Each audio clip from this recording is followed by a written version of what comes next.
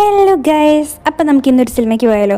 അപ്പം ഞാൻ ആദ്യമേ റെഡി ആയിട്ടുണ്ട്. ഇനി അവരും കൂടെ റെഡി ആയിട്ട് ഇറങ്ങി കഴിഞ്ഞാൽ നമുക്ക് നേരെ സിനിമയ്ക്ക് പോകാം. അപ്പോൾ ഇതേ ഗൈസ്, ഞങ്ങൾ നേരെ സിനിമയ്ക്ക് പൊയ്ക്കൊണ്ടിരിക്കുകയാണ്. അപ്പം ഞങ്ങൾ ഏത് സിനിമയാണ് കാണാൻ പോകുന്നതെന്ന് നിങ്ങൾക്ക് ഗസ്റ്റ് ഉണ്ടെങ്കിൽ നിങ്ങൾ താഴെ കമൻറ്റ് ചെയ്യണം ഇപ്പം തന്നെ.